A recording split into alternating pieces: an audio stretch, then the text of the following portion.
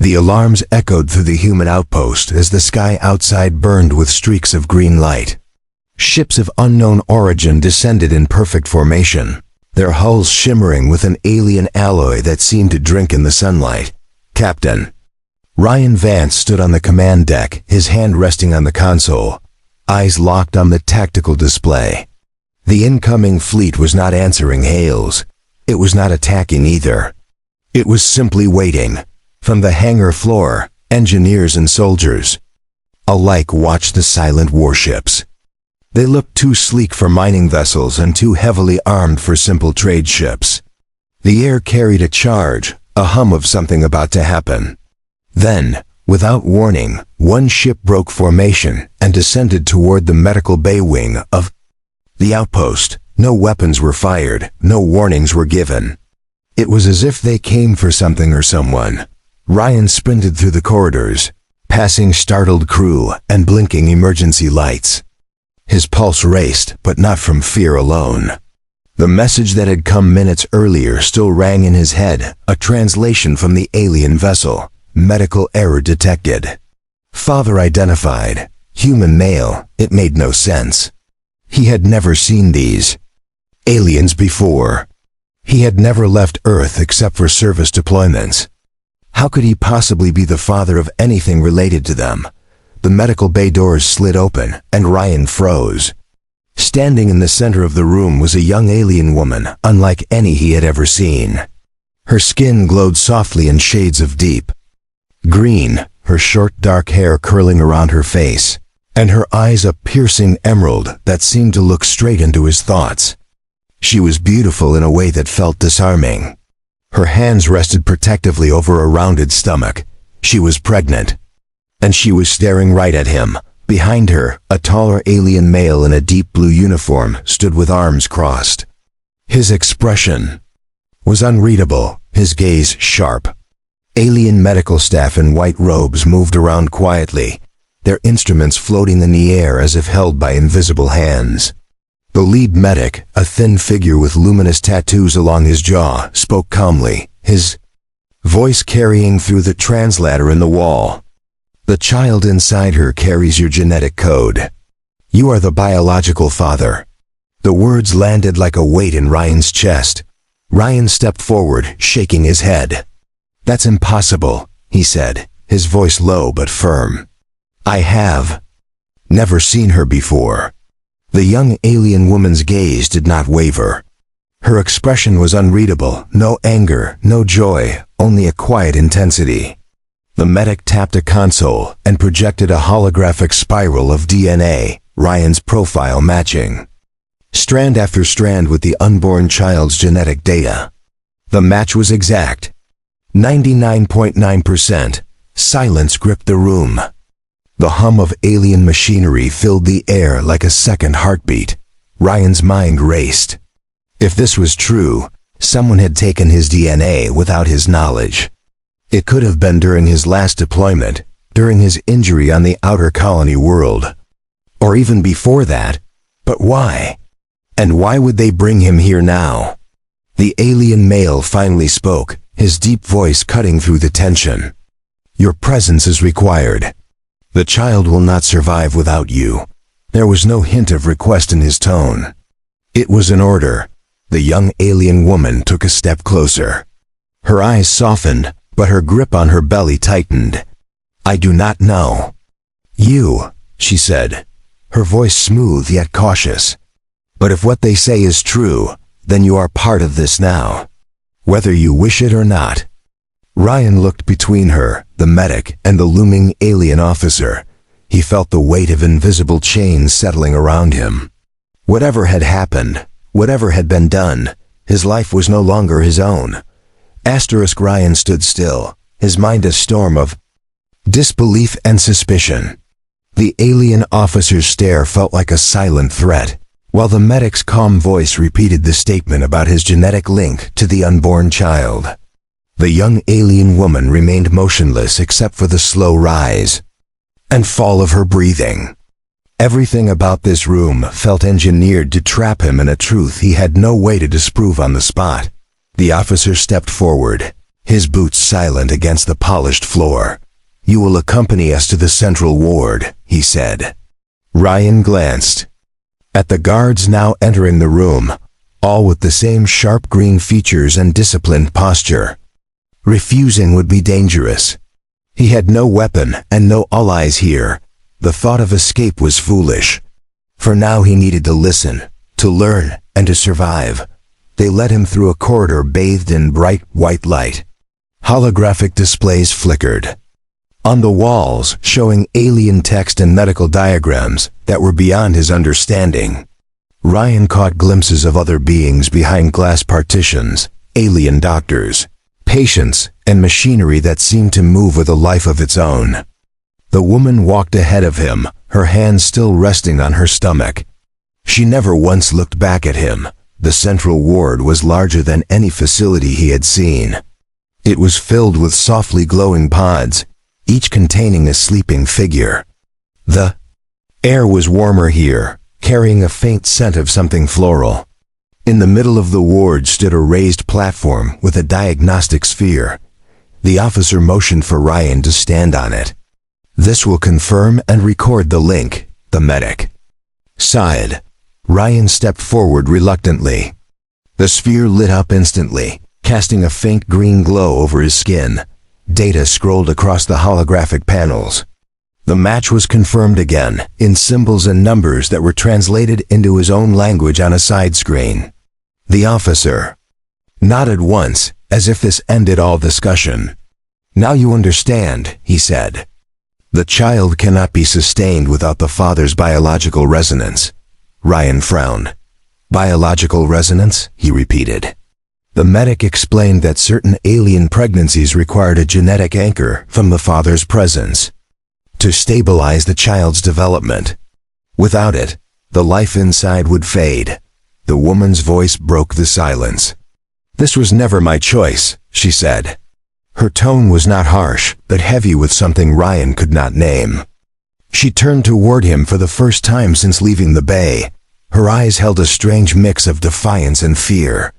"They brought me here because of you. I do not know your world. I do not know you. But if you leave, I lose everything." The words struck him harder than the officer's orders. Ryan wanted to argue, to demand answers, but every instinct told him to gather information before making any move. "How did you get my DNA?" he asked. The medic exchanged a quick glance with the officer before replying. "It was collected during your injury 3 years ago on Outpost V4. It was authorized under an interspecies medical exchange." Ryan clenched his jaw. He had been unconscious for most of that recovery, unaware of any such agreement. The officer stepped closer again. "You are now under our care until the birth," he said. "Your compliance ensures the survival of your child and the safety of your people." Ryan's eyes narrowed at the last part. This was not only about the child. There was a deeper game here, one involving leverage. If they truly had proof that he was the father, they could use that connection as a chain. They could keep him exactly where they wanted. The woman's gaze softened slightly as she looked at him again. "I do not ask for trust," she said. "Only that you do not abandon me while I carry what is part of you." Ryan studied her, seeing no deception in her eyes, only the weight of someone caught in something far larger than herself. He did not answer right away. The hum of the ward filled the space between them, each second pulling him deeper into a web he could not yet see the edges of. Ryan was escorted to a smaller chamber connected to the central ward. The walls shimmered faintly as if made from liquid light. A single reclining chair stood in the center, surrounded by softly glowing instruments. The medic explained that this was where his resonance link to the unborn child would be strengthened. Ryan sat down slowly, still wary of every movement around him. The woman stood nearby, silent, watching with guarded eyes. The chair adjusted automatically to his frame, holding him in place with a gentle but firm grip. Strange symbols lit up above his head while thin beams of green light scanned his chest and head. Ryan felt a faint vibration deep in his bones. It was not painful, but it was unsettling. The medic tapped on a panel, reading the results as the alien officer stood like a statue beside the door. Every action in the room felt deliberate, calculated. To keep control, when the scan ended, the medic spoke again. "The connection is stable but requires daily reinforcement," he said. "You will remain here for the duration of the gestation cycle." Ryan looked at the woman, wondering if she had been through this same process. She met his gaze but said nothing. The officer added, "Your cooperation will ensure peace between our people." Ryan caught the tone in his voice. It was not a request, but a warning. Later, they moved him to a living space within the alien facility. It was small but clean, with a bed, a table, and a single narrow window showing a distant alien skyline. Outside, towering spires glowed against a green-tinted sky. A woman had a separate room nearby, but guards were stationed between them at all times. Ryan noted every detail: security rotations, door locks, and possible exits. Even if he stayed, he wanted options. That night, a faint knock came at his door. When he opened it, the woman stood there, her hands clasped in front of her. "May I come in?" she asked. He stepped aside and closed the door behind her. For the first time, she seemed less guarded. She walked to the table and sat down. "My name is Lyra," she said. "If we must endure this together, you should at least know that." Ryan sat across from her, studying her carefully. Lyra explained that she had been taken from her homeworld under the guise of a medical program. She had agreed because her family needed the benefits promised by the council. But once she was here, she discovered they intended to pair her with a genetic match without her consent. That match turned out to be Ryan. She did not know why they chose him, but she suspected it was political. "Your people are strong. Your name gives them influence," she said. Ryan listened without interrupting. Every word confirmed his suspicion that he was more pawn than father in this situation. "So they use us both," he said. Lyra nodded. "Yes, but for me, there is no escape. If I leave before the birth, they will find me. If I resist, they will punish my family." Her voice was steady, but Ryan could see the tension in her shoulders. She was trapped, just as he was. The conversation was cut short when the door opened without warning. The officer stepped in, eyes narrowing as he saw them seated together. "It is late. You should rest," he said. His tone made it clear this was not advice. Lyra stood without argument and left the room, the guard closing the door behind her. Ryan lay back on his bed, staring at the ceiling, knowing that every move he made was being watched. The next morning, Ryan was taken back to the resonance chamber. The process was repeated, but this time Lyra stood closer, her hand resting on the edge of the chair. The medic monitored the readings, nodding to himself. "The link is strengthening," he said. Ryan felt nothing different, but he noticed Lyra glance at him with something almost like relief. For reasons he could not fully explain, he found himself wanting her to feel safe, even here. Days passed with the same routine. Ryan was taken to the resonance chamber each morning, sat in the chair while beams of light scanned his body, and was then returned to his quarters. The officer never spoke more than a few clipped orders. The medic's words were clinical, stripped of anything personal. The only difference in those days was Lyra. She began to speak to him more, small fragments of her life slipping into the silences between procedures. She told him of her homeworld, where green oceans shimmered under twin suns. Her people lived in tall crystal cities that grew from the ground like living things. Her family worked in the sea harvests, drawing rare minerals from the ocean floor. They were not rich, but they were respected. When the council offered them a contract for her participation in the medical program, they saw it as an honor. They had no idea what it would truly mean for her. Ryan listened and stored every detail. The more he learned, the clearer it became that this medical program was a system of control. He began to suspect that the resonance requirement was not the only reason for his presence. It might be part of a larger experiment, or even a test of interspecies breeding. His mind turned over possible motives while keeping his expression neutral during their talks. He did not want the officer to sense his suspicion. One evening, the guards outside his door were called away for a brief moment. Lyra slipped inside with something hidden beneath her arm. She placed it on the table and unwrapped it. It was a small oval-shaped device, no larger than his palm. "This is from the medical bay," she whispered. "It can record data from the resonance chamber without their notice." Ryan held it carefully, noting the smooth, cool surface. It was the first real tool he had been given since his arrival. "How did you get this?" he asked quietly. Lyra looked toward the door before answering. "One of the younger medics knows what they are doing to us is wrong. He risked his position to pass this to me. He said if you can gather enough readings, you might understand their real purpose." Her voice was steady, but Ryan could hear the danger behind her words. Helping him was a risk she could not undo. The next day, Ryan hid the device under his sleeve before entering the resonance chamber. When the procedure began, he pressed it against the side of the chair, just as Lyra had shown him. The lights and vibrations felt the same, but he could see faint symbols flashing across the device's surface. Whatever it was recording, it seemed to respond to the beams scanning his body. When the session ended, he tucked it back into his clothing without the medic noticing. That night, Lyra returned to his quarters. She took the device and connected it to a small panel hidden beneath her clothing. Lines of alien text scrolled across a projected screen. "This is strange," she said slowly.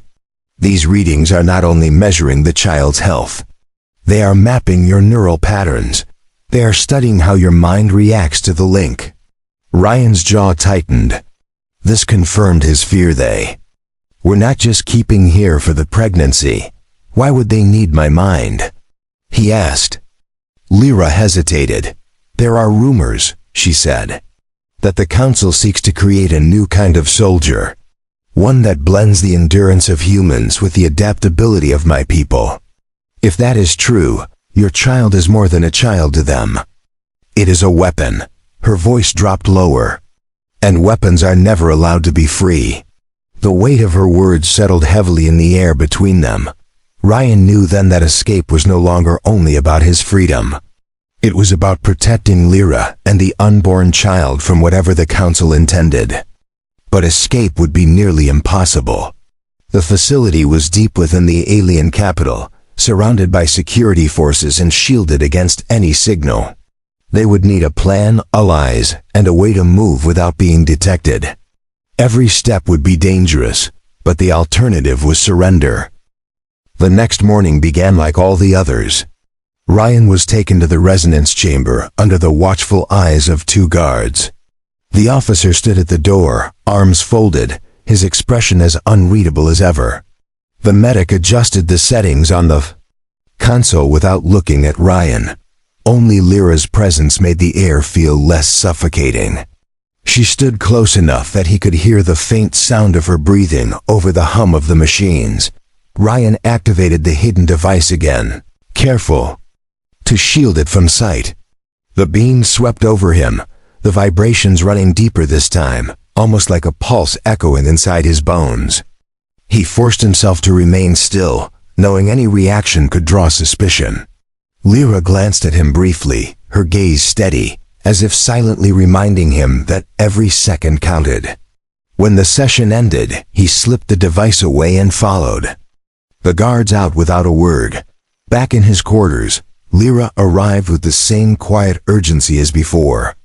She connected the device to her concealed panel, and streams of alien data flowed across the small display. Her brows furrowed as she studied the readings. "They increased the neural scan today," she said. "They are mapping parts of your memory now." Ryan's stomach tightened. "Which memories?" he asked. She shook her head. "I cannot tell exactly. But they are focusing on moments tied to intense emotion." "That could be dangerous." Ryan knew his military service was filled with such memories: combat, loss, survival under impossible conditions. If they were extracting this, it meant they were building something that required not just his physical traits, but his experiences. "They are trying to replicate more than biology," he said. "They want my instincts." Lyra's eyes darken. "Then they will not stop until they have everything they need." Her voice carried no doubt. This was not an experiment to them. It was preparation. That night, Ryan lay awake, the faint glow from the alien city casting shifting patterns on the ceiling. He thought about the child, about the possibility that it was being shaped into something beyond human or alien. The thought of a life engineered for war tightened his chest. He had seen what such creations could do. He had destroyed some himself. This was not a future he could accept, not for his child, not for anyone. The next day brought a small opportunity. During the walk to the chamber, one of the guards received a call through his com and stepped away briefly. Ryan caught the officer's attention moving elsewhere, and in that moment, Lyra brushed something into his palm. It was a thin, folded strip of material that felt like soft metal. "Keep it hidden," she murmured. He tucked it into his sleeve without looking down. Whatever it was, she trusted him to use it when the time came. Inside the chamber, Ryan's mind worked quickly. If Lyra had given him a tool, it meant she was ready to move forward. He suspected the strip could bypass a lock or disable a device. But using it would have to wait until they had a clear path. The medic announced the beginning of the scan. Ryan endured the vibrations, the light, the feeling of his mind being sifted through, and silently counted each second until it ended. Later, Lyra returned to his quarters. She waited until the guards changed shifts before speaking. "That strip will let you open service panels in the facility," she said. "There are maintenance tunnels that lead outside the capital's central shield. But they are dangerous. You will need someone who knows the paths." Ryan nodded slowly. "Do you have such a person?" She hesitated, then answered, "The same medic who gave me the device. He wants to help us, but he fears being caught." Ryan leaned forward. "If he's willing, we can make this work.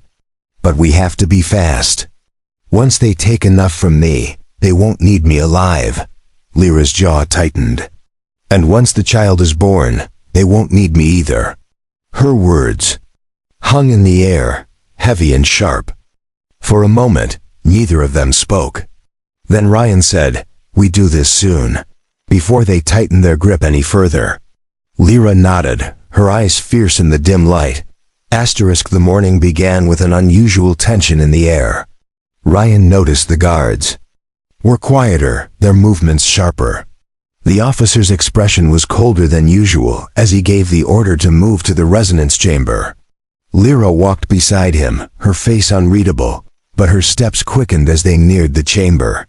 Ryan guessed that today was the day something would shift. Whether for better or worse, he did not know yet. Inside the chamber, the medic avoided looking directly at the officer. He adjusted the controls and began the scan as usual, but his hands moved with subtle precision, changing settings Ryan had never seen before. Lyra stood closer than ever, her fingertips brushing the edge of the chair as the green beams moved across Ryan's body. The vibration seemed different, sharper, as if probing deeper than before. Ryan kept his breathing steady, refusing to show discomfort. Midway through the scan, the medic leaned closer under the pretense of checking the readings. "Tonight," he whispered so softly Ryan almost missed it. After the second guard rotation, he straightened and returned to the controls without breaking rhythm. Ryan did not respond. He knew even the smallest reaction could alert the officer watching from the doorway. The scan finished, and the officer nodded curtly before ordering the guards to escort Ryan out. Back in his quarters, Ryan sat on the bed, his mind running through the plan. The strip Lyra had given him would open the maintenance panels. The medic would guide them through the tunnels. They would need to move quickly, silently, and without leaving a trace. Any delay could mean capture. He thought of the child, of the life they could save from being turned into a weapon. That thought hardened his resolve. When the evening meal arrived, Ryan barely touched it. Lyra entered soon after, pretending to speak about the day's procedures for the benefit of the guards. Once the door was closed, she leaned in and spoke low. "The medic will meet us near the supply corridor after the second rotation. We go straight to the tunnel access, no stops." Ryan nodded once. "Then we make sure we're ready." They spent the next hour reviewing every step in silence. The sound of boots signaled the guard change. Lyra moved first, stepping into the corridor with Ryan close behind. The officer was not in sight, but other soldiers patrolled nearby. They walked as if heading to the medical bay, turning down side corridors until they reached the dimly lit supply area. The medic waited there, a hood pulled over his head, holding a small satchel. "Follow me," he said quickly. "We have little time." They moved to a narrow maintenance panel set low in the wall. Ryan used the strip to unlock it, the mechanism, clicking softly as the cover slid aside. Behind it was a cramped tunnel lined with cables and faint lights. The medic slipped inside first, followed by Lyra, then Ryan. He pulled the panel shut behind them. The air was warmer here, the hum of machinery surrounding them as they crawled forward. The tunnels twisted in confusing directions. The medic moved with confidence, taking sharp turns and squeezing through narrow gaps. "These lead beneath the shield generators," he whispered. "Once outside the shield perimeter, I can signal a transport." Lyra glanced back at Ryan, her expression tense but determined. He could tell she trusted the medic, but every step still carried the risk of discovery. They kept moving, guided only by the dim lights along the walls. After nearly 20 minutes, they reached a junction where the tunnel split in 3 directions. The medic paused, listening for something. "Guards above," he said. "We wait here until they pass." They crouched in silence, every breath slow and measured. Ryan could hear faint footsteps overhead, followed by the distant sound of a door sliding shut. The medic nodded and took the left path. "Not much farther," he said. "The exit is ahead." The tunnel narrowed as they pressed forward. Ryan could feel the heat from the cables brushing against his arms as he crawled. Lyra moved ahead quickly, her breathing steady despite the strain. The medic's voice came from the darkness ahead, urging them to keep close. Every sound felt louder here, the scuff of boots, the rustle of fabric, the low hum of power flowing through the conduits. Ryan's focus sharpened with each meter they gained. A faint vibration began to run through the floor beneath them. Ryan froze, one hand pressed flat against the metal. It was the rhythmic thrum of heavy footsteps above, growing louder by the second. The medic turned his head. "Patrol overhead." "Keep moving," he whispered. Ryan's pulse quickened. He knew that if the patrol stopped for any reason, they could be detected. He pushed forward, muscles tight, keeping his eyes on the dim light at the medic's back. The air shifted, carrying a cooler breeze that hinted at open space ahead. Lyra seemed to notice it too because her pace increased. The tunnel walls widened slightly, giving them room to move faster. Ryan's mind calculated how much farther they had to go before they were free of the shield perimeter. Freedom was close, but that also meant the most dangerous point was near. Patrols and sensors would be thickest at the exit. They reached another panel, this one larger and reinforced. The medic pulled a tool from his satchel and began working the locks with swift, practiced movements. Ryan stayed crouched, scanning the tunnel behind them for any sign of pursuit. Lyra placed her hand on her stomach and closed her eyes briefly, as if gathering strength. The medic's hands moved with urgency, each click of the lock echoing in the enclosed space. A final metallic snap signaled the panel was open. Cold night air rushed in. carrying with it the faint scent of something floral from the alien city's gardens. Ryan's eyes adjusted to the starlight beyond. The medic climbed out first, scanning the area before helping Lyra through. Ryan followed, his boots touching alien soil for the first time since his arrival at the facility. The ground was soft, covered in a faint layer of glowing moss. The view was unlike anything Ryan had seen. Towering spires rose in the distance, their crystal surfaces reflecting the light of two moons. The air was alive with distant hums of airborne transports. The medic pointed toward a shadowed ridge beyond a cluster of low buildings. "We go there. My contact will meet us." Ryan nodded, but his instincts screamed caution. The open ground between here and the ridge was dangerous. Too much space. Too many eyes. They moved in a low crouch, sticking to the darkest paths. Ryan kept scanning the sky for patrol drones. Twice, they froze as a pair of them drifted overhead, their searchlights sweeping the ground. Lyra stayed close, her steps careful but determined.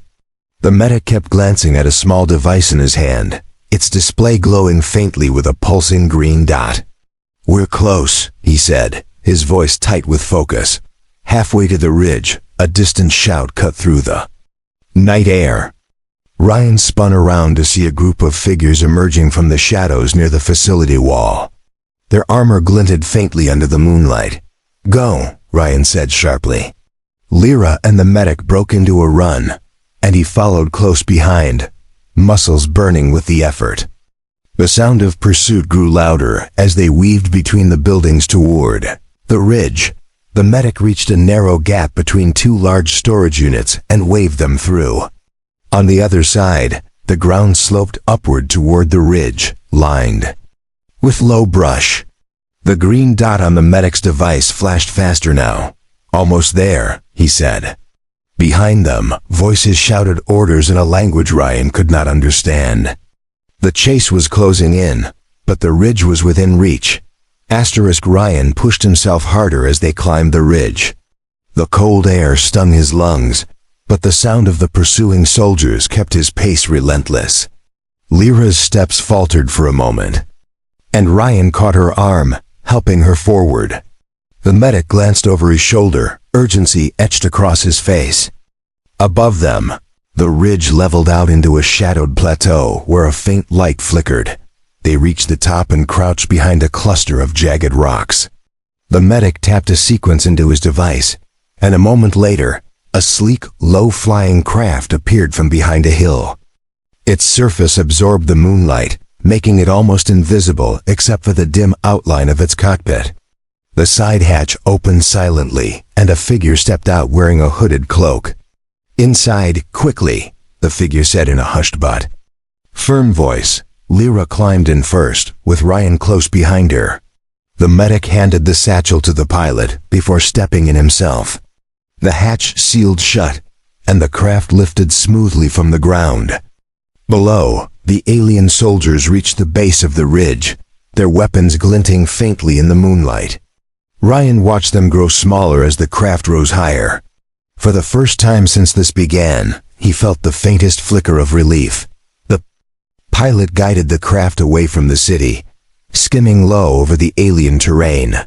Hills and forests passed beneath them in a blur of green and silver. Ryan turned to Lyra, who sat with her hands resting over her stomach.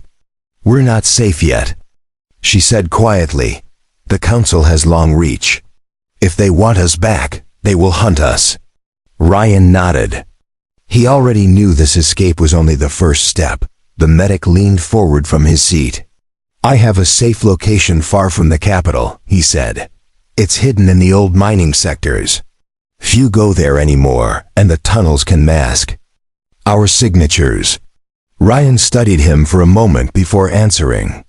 "If we go there, we need supplies. Food, medical equipment, and somewhere to keep watch." The medic nodded. "It's all there. I planned for this." Hours later, the craft descended into a valley lined with abandoned structures. The walls of the cliffs were scarred with ancient drill marks, and rusted machinery lay half buried in moss. The landing pad was hidden beneath a canopy of vines, shielding it from the air. As they disembarked, the medic led them toward a reinforced door set into the rock. He pressed his hand to a panel, and the door slid open with a low hiss. Inside was a cavern lit by soft white lamps. Shelves lined the walls, stocked with supplies. There were separate rooms, one of which the medic indicated for Lyra to rest in. Ryan stayed near the entrance, scanning the shadows for any sign of pursuit. The medic approached him. "We have time," he said, "but not forever. The council will realize soon that you are gone, and then they will search every sector." Ryan met his gaze and replied, "Then we make sure we're ready before they find us." Over the next days, they settled into a tense rhythm. Ryan trained with what weapons they had, teaching Lyra basic defense despite her protests about her condition. The medic worked on the data they had stolen, decoding more of the council's research. Each revelation painted a darker picture. They were not only building a single child. The council intended to create an entire generation, each one engineered for perfect obedience and combat. One evening, as they reviewed the final decrypted files, Ryan saw the image of their unborn child displayed beside projections of dozens of others. "This is why they would never let us go," he said quietly. Lyra's hand tightened around his. "Then we make sure they never get the chance," she answered. The medic looked between them. "Once the child is born, we can disappear into the outer colonies, but until then, we hold this ground." Ryan nodded, his resolve solidified. For the first time since hearing the words, "You are the father," Ryan understood the weight of what they carried. It was more than a life. It was the future of two worlds, and he would fight to protect it, no matter the cost.